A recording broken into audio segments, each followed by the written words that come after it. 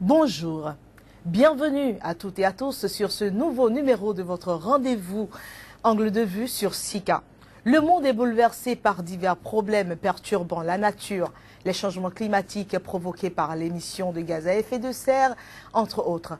Mais au-delà, bien d'autres phénomènes accentués par les actions anthropiques dévastent également nos terres, nos territoires. C'est le cas par exemple de l'érosion côtière qui ronge remarquablement les pays côtiers. Pas un pays le long de l'océan Atlantique n'est épargné. Érosion côtière, avancée de la mer, un véritable casse-tête. Voilà ce à quoi nous nous tiendrons donc ce vendredi. Mais avant le développement des points suscités, nous vous proposons de suivre le point de l'actualité à travers ce Flash Info. De nombreux récifs de la Grande Barrière de Corail, joyau du patrimoine australien. Ce phénomène est provoqué par la hausse de la température de l'eau qui entraîne l'expulsion des algues symbiotiques qui donnent au corail sa couleur et ses nutriments.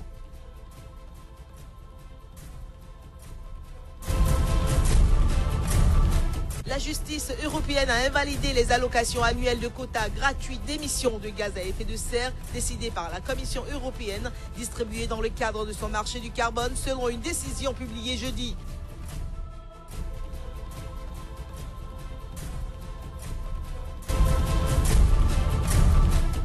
Le Kenya s'apprête à brûler samedi la quasi-totalité de son stock d'ivoire. Samedi, le pays hôte joindra les actes à la parole en brûlant dans le parc national de Nairobi 105 tonnes d'ivoire, la plus grande quantité jamais détruite en une seule fois.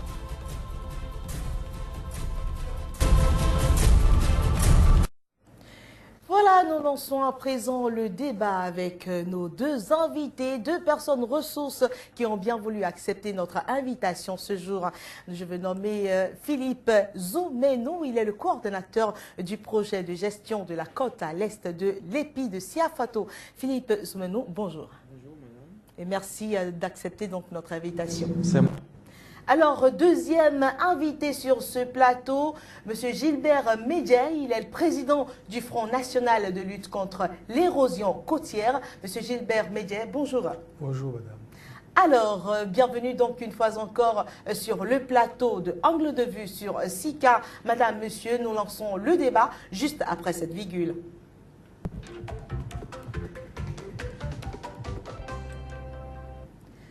Alors, notre premier sujet du jour porte sur l'historique de l'érosion côtière. Quel résultat de la lutte? Pour mémoire, comment déjà les affres de l'érosion côtière ont-elles commencé sur nos côtes?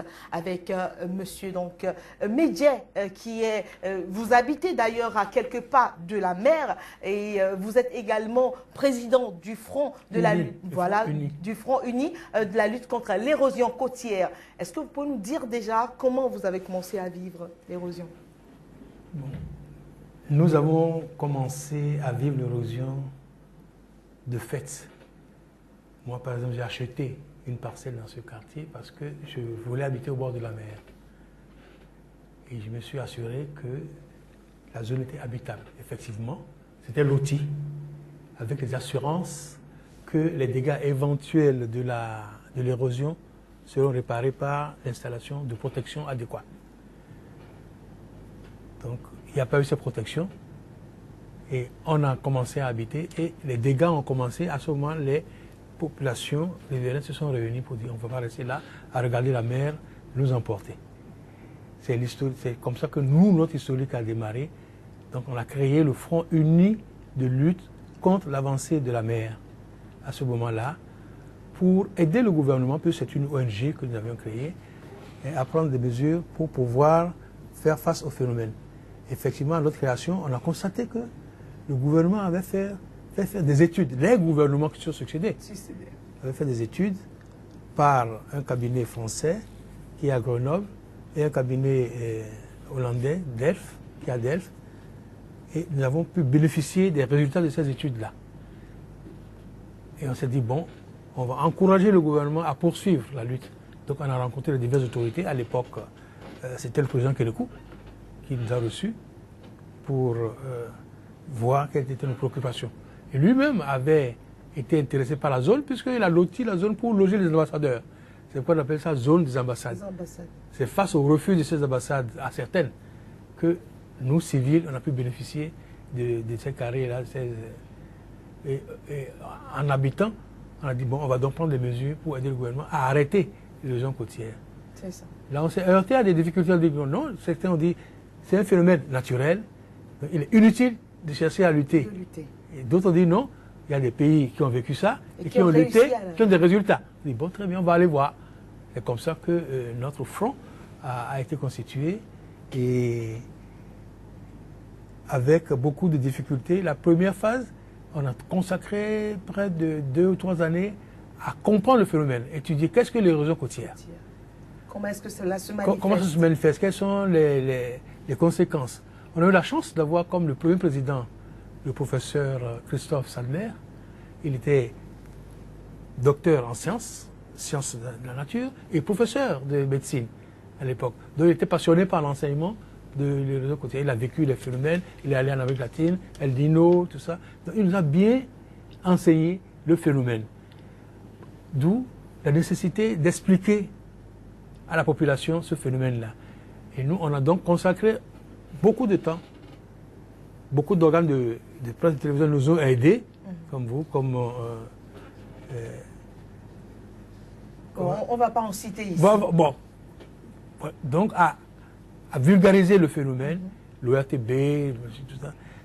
Et nous avons donc commencé à publier donc des articles dans la presse sur le phénomène, afin de mobiliser nos populations, les résidents, dans la lutte contre ce phénomène. Malheureusement, ça s'est arrêté. Je crois que quand beaucoup de gens parlent de l'érosion, pas mal ne savent pas exactement de quoi ils parlent. C'est ça. Voilà.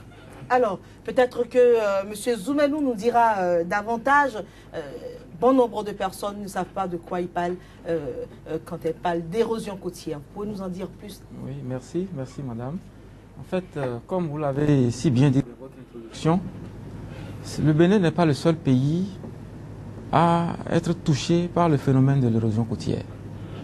Le Bénin, en effet, se situe dans le golfe de Guinée et bénéficie d'une façade maritime de 125 km. C'est une façade qui est caractérisée par un cordon littoral sablonneux. Donc nous avons du sable le long de notre côte. Le phénomène de l'érosion côtière en lui-même, de quoi il s'agit? L'érosion étant la dégradation des sols par des facteurs exogènes. Celui qui consiste à éroder nos côtes maritimes découle, disons, de la force des vagues qui, dans leur mouvement, entraînent donc les sédiments, le sable. Ce qu'il faut dire sur notre côte, c'est que les vagues sont caractérisées par un courant qui n'est pas, je vais dire, transversal. C'est un courant qui bénéficie d'une certaine obliquité, donc transporte dans son mouvement les sédiments. Quand nous regardons nos 125 km de côte, on se rend compte qu'il y a globalement 3 segments. Le segment de l'ouest vers l'est, donc de la frontière entre le Togo et le Bénin, à Ilakondi, jusqu'à la hauteur de Grand Popo, qui aujourd'hui subit également les affres de l'érosion côtière. Le deuxième segment qui jouit d'une stabilité relative est celui situé entre Grand Popo et Djondi à Ouida. Oui. Et le troisième, qui est fortement menacé aussi, est celui situé à l'est de Cotonou, c'est-à-dire précisément à l'est des installations du port de Cotonou jusqu'à la frontière du Nigeria. Donc ce phénomène, vous voyez, quand il y a 2 causes majeures, les causes anthropiques, c'est-à-dire que les hommes, pour des besoins économiques, des besoins de vie et autres, procèdent à des installations sur la côte, notamment le port, les barrages et autres. Et ces installations réalisées par les hommes donc, bouleversent l'équilibre dynamique, l'équilibre sédimentaire de notre côte, créant du coup un déséquilibre à l'aval des ouvrages. C'est ainsi que lorsque nous mettons un ouvrage de manière transversale à la côte, du fait du transit sédimentaire qui s'effectue de l'ouest vers l'est, il se produit un blocage de ce transit. Du coup, les sédiments se déposent à l'amont des ouvrages et à l'aval, comme la houle est toujours oblique, les vagues, dans leur mouvement, reprennent, se rechargent du sable à l'aval des ouvrages et continuent leur chemin. Donc, de manière schématique, voilà comment on peut expliquer ce qui se passe sur notre côte. Quand nous prenons le cas précis de la côte à l'est de Cotonou, il est utile de faire remarquer que nous avons 3 portions, 3 zones. La zone qui se situe juste à l'aval du port, donc entre l'épi ouest, qui est à Flakodi, et l'épi de Siafato, que nous appelons communément l'épi est. C'est la première zone, donc entre le chenal de Cotonou et l'épi de Siafato. La zone qui part donc de l'épi de Siafato et s'arrête à la hauteur du poste de péage. Et la troisième zone est celle qui se situe à l'est du poste de péage et qui s'étend jusqu'à la frontière du Nigeria. Ces 3 zones aujourd'hui sont diversement marquées par l'érosion. Donc nous constatons qu'il y a une forte érosion aujourd'hui dans la première zone, donc entre le chenal de Cotonou et l'épi de Siafato. Et je rappelle au passage que ce segment de côte en réalité n'a pas encore bénéficié de protection. C'est ça. Alors, Monsieur Soumanou, vous êtes, le projet dont vous êtes en charge de la coordination vise à installer 9 ouvrages de protection pour sécuriser donc les infrastructures socio-économiques ainsi que les riverains installés le long des côtes, donc dans l'emprise de l'érosion côtière. Oui. Quel bilan pouvez-vous faire aujourd'hui des activités? Oui, il est important de revenir sur l'emprise de ce projet. Les 9 ouvrages ont été conçus pour être positionnés du PK3, c'est-à-dire des installations de l'hôtel Eldorado où il y a le tout premier épi, l'épi de Siafato, jusqu'au PK11 qui se situe à la hauteur d'Ekpé, au poste de péage d'Ekpé. C'est ce segment qui aujourd'hui bénéficie de la protection par les 9 ouvrages. Le bilan que nous pouvons faire de ce projet aujourd'hui est que tous les épis, tous les ouvrages destinés à être construits sont réalisés et complètement achevés. Je rappelle que les ouvrages ont été divisés en 2 lots. Le lot 2, constitué des épis 5, 6 et 7, a été entièrement financé par la BID avec l'appui du budget national. Ce lot est achevé et a fait l'objet d'une réception définitive. C'est-à-dire que les ouvrages ont été réalisés et achevés depuis plus de 2 ans. La période de garantie des ouvrages étant 2 ans. Le lot 1, constitué des 6 autres ouvrages qui restent, c'est-à-dire l'épi de Siafato, épi 1, épi 2, épi 3, épi 4, et du mur de revêtement, aussi a été complètement achevé, a fait l'objet d'une réception provisoire, et ces ouvrages sont toujours sous garantie. La période de garantie étant de 2 ans, la réception provisoire ayant été prononcée en juillet 2014, en juillet 2016, normalement, la période de garantie doit s'achever, et nous allons voir avec le consultant le comportement des ouvrages, s'il n'y a pas eu de désordre constaté, avant de pouvoir programmer la réception définitive. Donc, grosso modo, ce projet est achevé dans les termes prévus. Les résultats escomptés sont atteints, étant donné que nous avons, depuis la réception... C'était quoi les objectifs en posant ces épis-là? Voilà, le projet visait essentiellement à permettre le contrôle de l'érosion dans le système. C'est-à-dire que, vous voyez, si notre côte est linéaire, et que aucun ouvrage n'est installé là-dessus, l'érosion étant estimée à une vitesse d'environ 10 mètres par an, va se poursuivre dans le temps au point d'atteindre les infrastructures qui sont situées le plus au nord. Mais aujourd'hui, le projet qui a été conçu avait pour but donc de contrôler l'érosion, de maîtriser l'érosion dans le système, de l'empêcher d'évoluer en engendrant un engraissement naturel du sable à l'amont des ouvrages, mais à l'aval, il se produit une érosion conceptuelle qui est bloquée par le prochain ouvrage. C'est pourquoi il est mis en place une série d'ouvrages. Est-ce que vous voyez? Voilà l'objectif visé. Et je puis vous dire que cet objectif est atteint dans la mesure où aujourd'hui, dans certains segments des 8 km protégés, nous avons un engraissement qui dépasse même 100 mètres de plage reconstituée à certains endroits. Les preuves sont là, on peut... Sur combien de distance est-ce que vous avez cet engraissement-là? Sur les 8 km. À l'amont de tous les ouvrages mis en place, nous avons, il est notoire qu'il y a un engraissement. Mais l'engraissement varie d'un ouvrage à un autre. Mais le maximum dépasse déjà 100 mètres. Avec M. Gilbert Medjer, nous allons voir, c'est vous qui vivez à quelques pas de la mer, et c'est vous qui avez tout près de vous les épis. Alors, comment est-ce que vous vivez les avancées depuis le démarrage des ouvrages? Comme a dit M. le directeur, de la lutte contre l'avancée de la mer,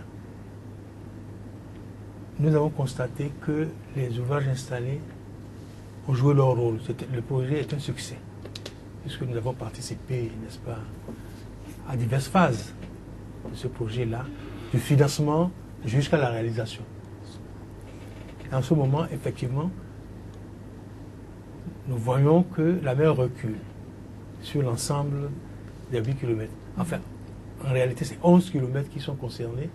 Avec le jeu des épis, il y a des épis tous les kilomètres. Oui. Hein. Donc, sur l'ensemble du projet, nous avons constaté que la mer recule, mais avec une certaine instabilité. Qu'est-ce que vous voulez dire par là? C'est-à-dire que la mer recule, la quantité de sable, comme l'a expliqué le directeur Soumenou, qui est ramenée, n'est pas négligeable. Donc, il y a un sol à combler, donc le projet doit se poursuivre pour stabiliser cette plage-là et empêcher la mer d'amener plus de sable qu'il ne le faut. C'est ça. Bon, donc, mais globalement, ça s'enrichit. Moi, j'habite en deux épis, n'est-ce pas? C'est l'exemple typique même, et je vois tous les matins le résultat qui est fait. Mais nous demeurons vigilants avec l'entreprise, avec la direction des Legs. Par le passé, nous avions même une réunion régulière chez eux, avec cette direction, nous, les populations, avec eux, pour suivre, n'est-ce pas, l'évolution de cet important projet-là. C'est ça. Alors voilà, nous avançons dans notre débat. Avant de poursuivre, eh bien, nous allons donc, si vous le voulez bien, passer à notre deuxième sujet qui porte sur les travaux d'extension dans le port de Cotonou. Est-ce la cause des marées hautes? Parce qu'on parle érosion côtière, on parle aussi de plus en plus de marées hautes par endroits le long de la rive. Les riverains ont-ils raison de penser que c'est à cause des travaux d'extension au sein du port qui cause donc cette marée haute? Des études d'impact environnemental ont-elles été faites avant les travaux d'extension au sein du port? Où se trouve le verre en réalité? Nous allons donc lancer le débat avec nos invités juste après cette virgule.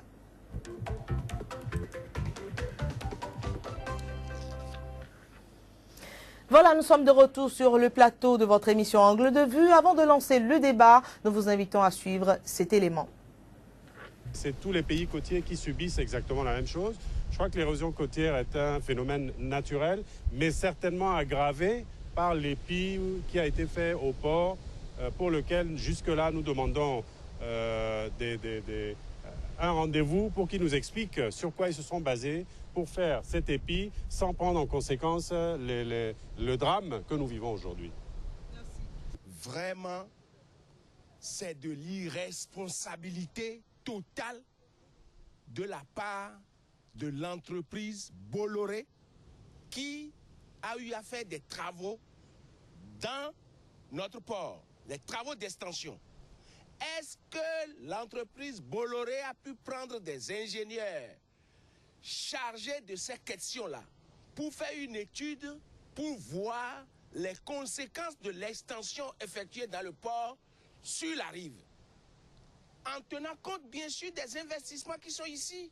C'est des milliards qui sont en train de partir en fumée dans l'eau.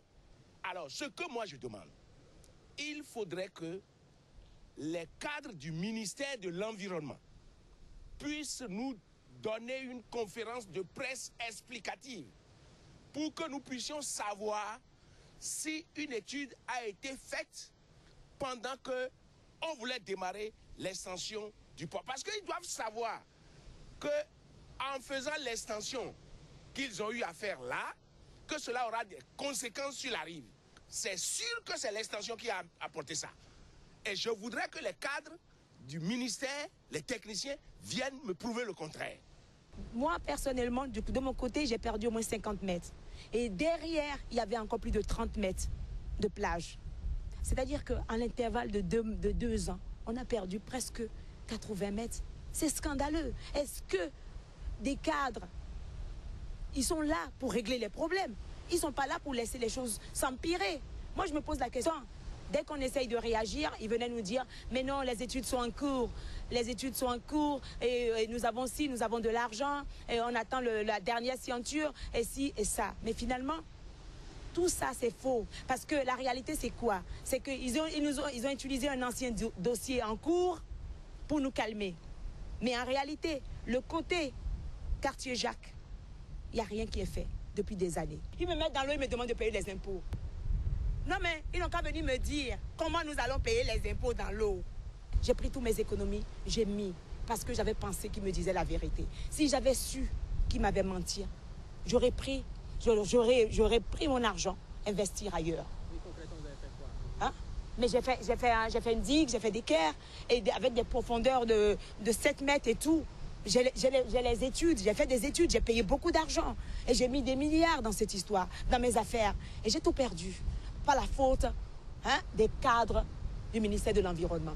Monsieur Zoumenou, là, il n'a qu'à venir dire devant les Béninois, tous les mensonges, là, il n'a qu'à venir, monsieur Zoumenou, le coordonnateur, là, tous les mensonges qu'il est venir pour nous calmer, pour nous mettre dans une situation chaotique. Il n'a qu'à venir répondre maintenant.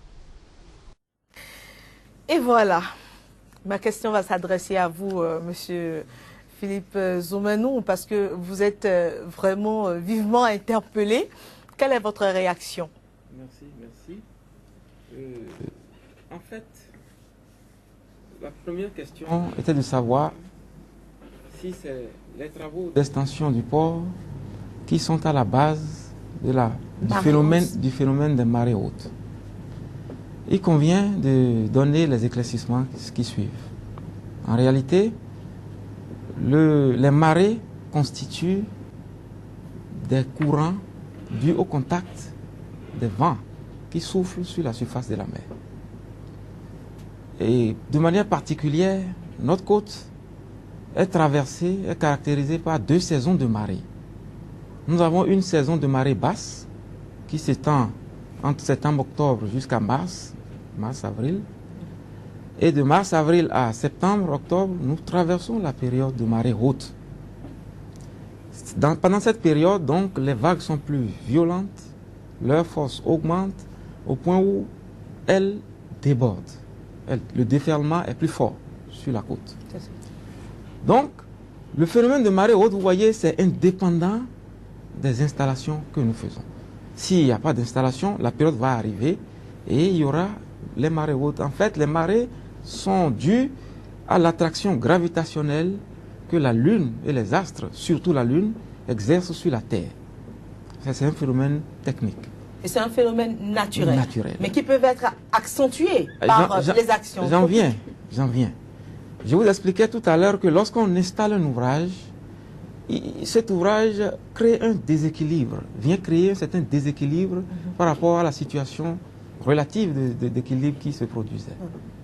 Et donc, lorsque nous installons un ouvrage, il se produit, comme je vous l'ai dit à l'amont, un certain... l'ouvrage, disons, casse les vagues à l'amont, mais n'empêche pas les vagues de continuer leur mouvement, si vous voyez. Donc, ce déséquilibre, il faut le noter.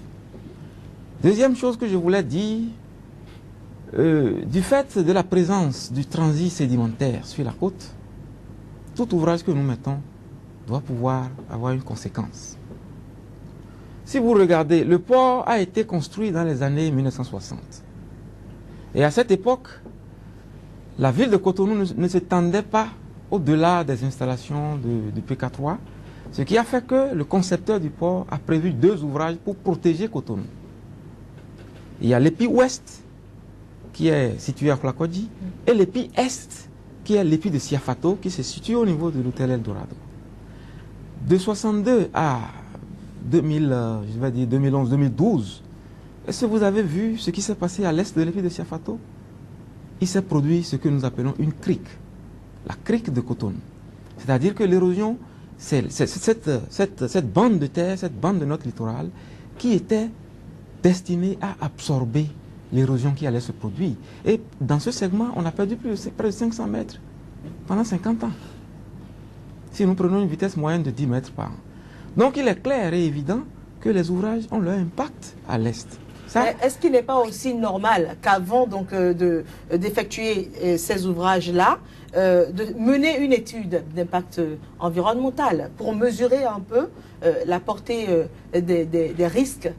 Les études ont été menées. Par exemple, dans le cadre du projet de protection, les études ont été menées et ont révélé, même avec des courbes à l'appui, la progression éventuelle, les projections par rapport à la progression du trait de côte après les ouvrages. Les études existent et ont montré donc qu'après le dernier ouvrage, il va se produire une érosion qu'il va falloir juguler dans le temps.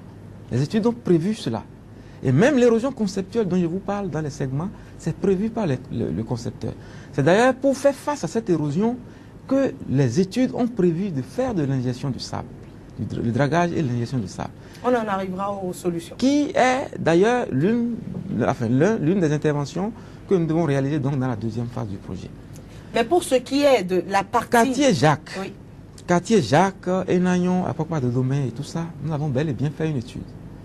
Avant l'extension dans le port? Je voudrais rappeler, pour être plus précis, que lorsque nous achevions les travaux de la première phase, donc c'était vers les 2012-2013, nous avions commandité une étude pour examiner le comportement, pour comprendre le comportement du trait de côte dans le quartier Jacques précisément. Cette étude a rendu ses résultats en décembre 2014 et a révélé que, avec le temps, on a observé une augmentation du différentiel bathymétrique de la côte dans ce segment. De manière plus claire, qu'est-ce que ça veut dire? Vous voyez, le fond bathymétrique évolue. Par le passé, il existait beaucoup plus de hauts fonds marins qui empêchaient les vagues de déferler directement sur la côte. Ce qui est clair et qui a été révélé, c'est que depuis, effectivement, que les travaux d'agrandissement, les travaux de prolongement du port ont été réalisés, les populations ont commencé par sentir de plus en plus les affres des vagues. Cela pourrait être expliqué par cette disparition des hauts fonds. Ouais. Vous voyez, ce qui se passe, c'est quoi? S'il n'y a aucun ouvrage, le sable qui quitte l'ouest passe naturellement et nourrit la côte à l'est. Mais lorsque vous bloquez, qu'est-ce qui va se passer? Ce transit qui est censé nourrir les autres parties de la côte à l'est se trouve bloqué. Et la mer, dans son mouvement, se recharge du sable qui se trouve à l'aval et continue son chemin. C'est cela donc qui expliquerait la disparition, vous voyez, des hauts fonds marins qui essayaient donc de casser plus ou moins l'effet des vagues, au point où la zone entre le quartier Jacques et tout ça connaissait une stabilité relative. Donc en conclusion, est-ce que les marées hautes du côté du quartier Jacques, comme on vient de le suivre, est-ce que c'est dû aux travaux d'extension dans le port? Parce que ça, c'était la question. À cette question, j'allais répondre, comme je vous ai dit, ce n'est pas les travaux du port qui créent les marées. Les marées, c'est un phénomène scientifique. Les marées peuvent être accentuées, c'est ce qu'on dit. À part. Monsieur Mediev a quelque chose à dire? Moi, je peux proposer une réponse, elle est négative. Ce ne sont pas les travaux du port qui ont généré les marées que nous avons constatées. Mais avant les travaux, il y a eu deux marées importantes. La mer a quitté son lit et non pas est rentrée dans le continent. Pas au quartier Jacques, plutôt dans notre quartier. Un peu après la cité Ville Nouvelle, la mosquée de la cité Ville Nouvelle était inondée.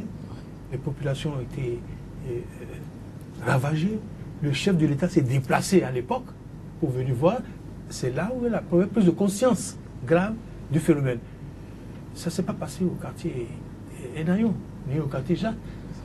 C'est dû à la marée, telle qu'il a expliqué, au mouvement lunaire. Donc ça s'est passé chez nous, plus loin que le quartier Jacques. Pas? Donc, on ne peut pas dire que ce sont les marées qui ont causé, les travaux du port qui ont causé ces marées. Mais les Donc marées, on peut retenir que les travaux du port n'ont pas eu d'effet, n'ont pas eu de conséquences non, sur... on ne peut pas dire ça. On peut pas dire ça. On peut pas dire ça. Maintenant, il y a eu la nécessité de faire des travaux au port. C'était urgent, nécessaire, pour permettre aux gros porteurs de pouvoir rentrer dans le port. Il fallait enlever le sable. Mais pour cela, il aurait fallu refaire une autre étude, parce que le projet dont vous avez parlé, Siafato, le quartier Beer Garden n'était pas concerné. Ça part, comme l'a dit, de PLM, n'est-ce pas, de Eldorado, jusqu'au péage. Donc, le port, ce côté de Beer Garden n'était pas du tout concerné. C'est après, avec les travaux du port, n'est-ce pas, il y a eu, sans la marée d'abord, sans la marée, il faut le noter, qu'on causait, n'est-ce pas, des dégâts. Et nous sommes allés voir également, madame qui a parlé là, elle est membre, elle est membre du front. Elle est membre du front. Hein, et elle est responsable du front au niveau du quartier Jacques, avec le ministre Collion, tout ça là. Donc, elle est censée connaître exactement les différentes causes et le différentiel entre les conséquences. Donc maintenant, revenons à la situation actuelle, à l'aggravation de la situation actuelle. Comme il y a eu cette ouverture, et qu'il n'y a pas eu l'étude d'impact environnemental pour voir jusqu'où les dégâts peuvent aller, là où nous sommes là, la mer va venir à Notre-Dame. Si, à Notre-Dame, là? Ah oui, si on ne fait rien. Ça va dépasser le quartier Enayon, et tout, Plakodji, tout ça là. L'étude d'environnement aurait pu montrer ça, et nous avons alerté les autorités qui ont dû prendre des mesures conservatoires en attendant les conclusions pour pouvoir voir quel financement pour réaliser la protection également de ce côté. Donc ça fait deux projets de différentes natures. C'était justement la deuxième question, de savoir si une étude d'impact environnemental a été faite. Parce que si vous permettez, par rapport à ça, il y a même au-delà d'une étude d'impact environnemental, c'est une étude carrément, une étude technique qui a été réalisée pour ce segment. Pour ce segment. Avant l'extension Non, là où nous en sommes maintenant, quand les problèmes, l'érosion a commencé par s'aggraver, je crois que c'était en juin 2014 que nous avons commandité une étude qui a livré ses résultats au bout de 6 mois et qui nous a défini de manière précise aujourd'hui ce qu'il faut faire pour régler la question de l'érosion côtière dans ce segment. Les ouvrages, de manière précise, ont été conçus, leur structure est connue, le problème technique en réalité est réglé. Et là maintenant, avec les nouvelles autorités, nous avons rendu compte et nous nous attelons à pouvoir vraiment démarrer les travaux au plus vite. Le gouvernement qui est venu a pris le dossier déjà, le nouveau ministre connaît le dossier, et le rapport, les conclusions globalement de l'étude technique qui va même au-delà d'une étude d'impact environnemental, parce que les impacts, il faut les connaître, mais il faut savoir comment les juguler. Donc aujourd'hui, nous savons quels sont les ouvrages qu'il faut installer dans ces zones pour protéger tout ce qui se situe entre le chenal de Cotonou et le puits de Siafato. Mais au-delà de tout ça, il me plaît quand même de dire que la question de l'érosion côtière est une question qui doit être traitée de manière globale. Ce n'est pas une question qui va être traitée segment par segment.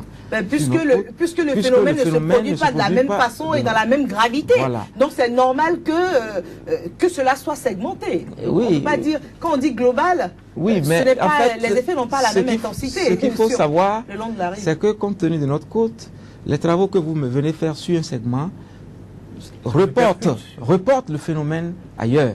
Et c'est dans ce sens que je parle d'une étude globale, d'une appropriation globale du phénomène. Qu'est-ce qu'il faut faire aujourd'hui pour contenir les dégâts? Parce que si en 2 ans, comme Madame Alakini venait de le dire, si en 2 ans on perd 80 mètres, qu'est-ce qu'il y a lieu de faire? Il faut réaliser les travaux. Il faut réaliser les travaux dont nous connaissons la teneur. D'accord, voilà, ce sera tout pour notre deuxième débat de ce jour. À présent, voici un nouveau point de l'actualité avant la troisième partie de cette émission. De nombreux récifs de la Grande Barrière de Corail, joyau du patrimoine australien. Ce phénomène est provoqué par la hausse de la température de l'eau qui entraîne l'expulsion des algues symbiotiques qui donnent au corail sa couleur et ses nutriments.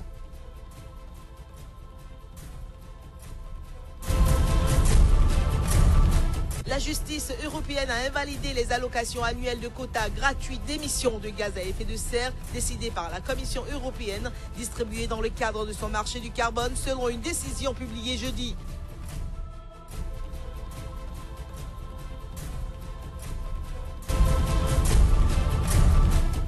Le Kenya s'apprête à brûler samedi la quasi-totalité de son stock d'ivoire. Samedi, le pays hôte joindra les actes à la parole en brûlant dans le parc national de Nairobi 105 tonnes d'ivoire, la plus grande quantité jamais détruite en une seule fois.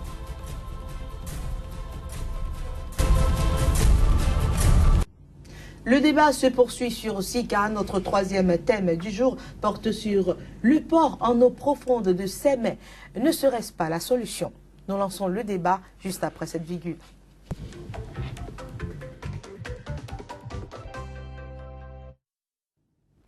Cette émission se poursuit donc avec nos invités. Philippe Zoumenou, coordonnateur du projet de gestion de la côte à l'est de l'épi de Siafoto. Gilbert Medjé, président du Front uni de lutte contre l'érosion côtière.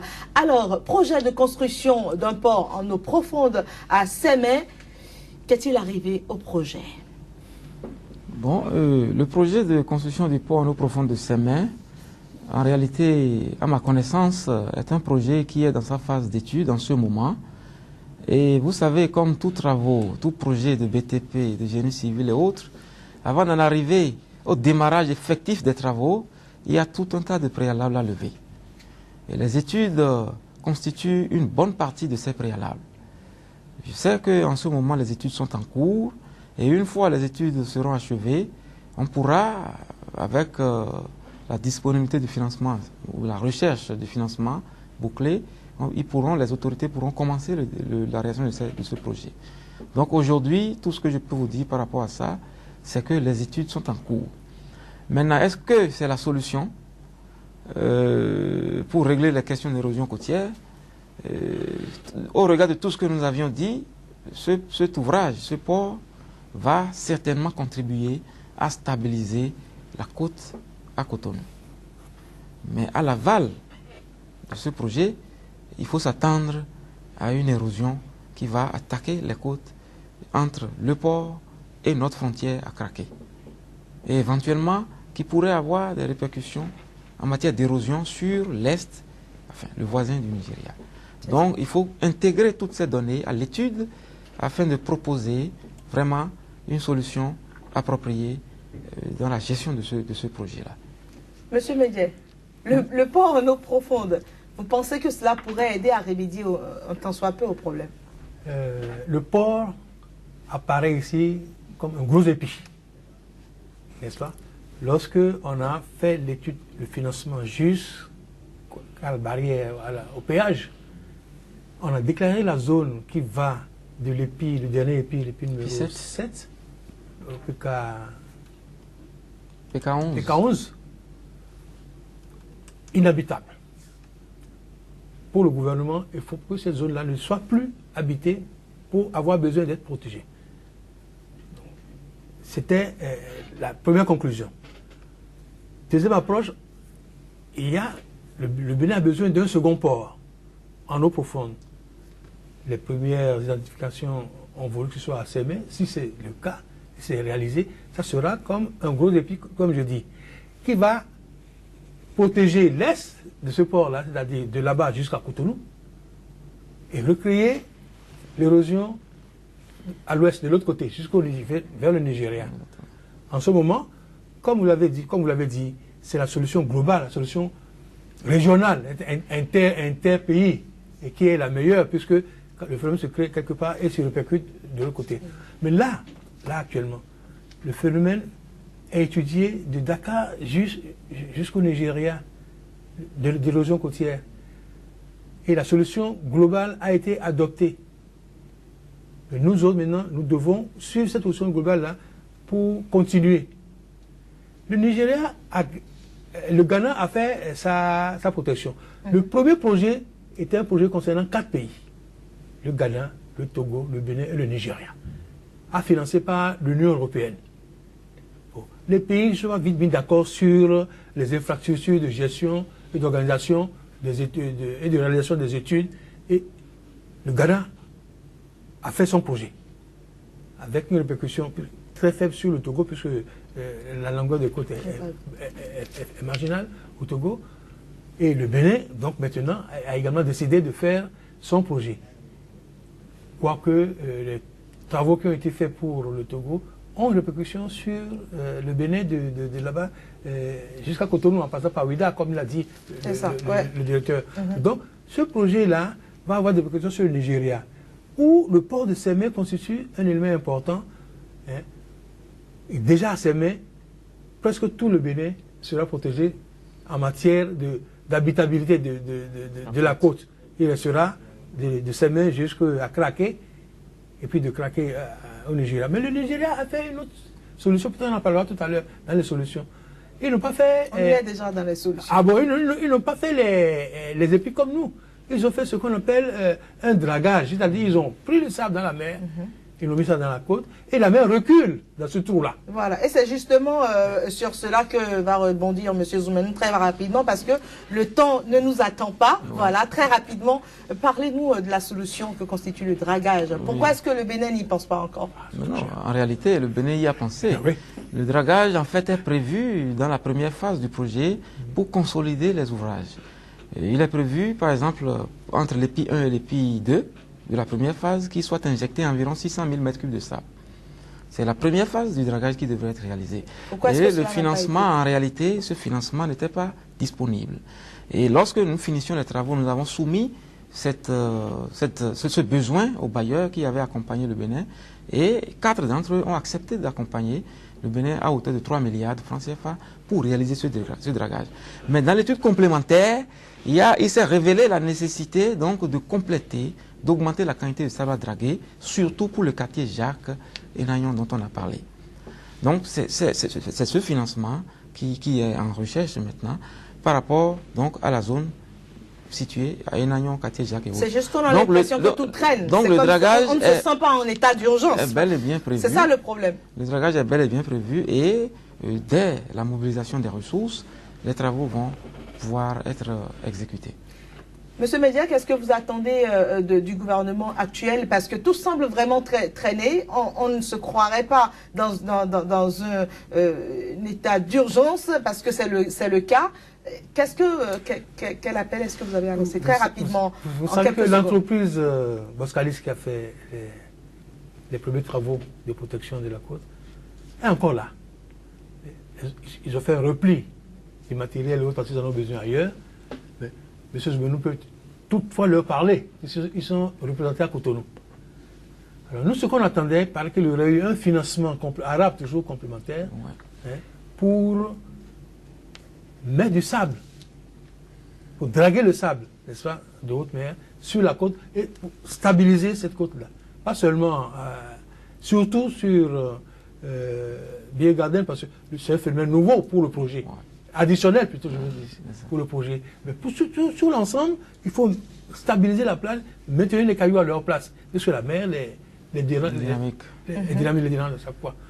Donc, de ce point de vue-là, il y a eu, je sens vous donner raison, des négligences. Ça a traîné. Pourquoi vous avez peur de sortir les mots? Négligence, c'est pas, pour un gouvernement, c'est pas un petit mot. Enfin, la décision n'a pas été rapide. C'est ça. Pour pouvoir libérer les financements.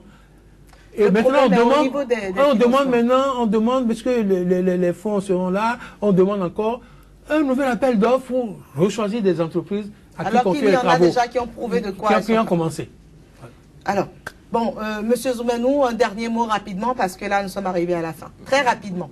Un dernier mot, j'allais dire que, bon, le phénomène d'érosion côtière est connu. Les solutions pour le régler de manière progressive ont été déterminées et les diligences vont être accomplies pour vraiment que les travaux puissent démarrer le plus rapidement possible. Merci. Merci à vous, Monsieur Zoumenou.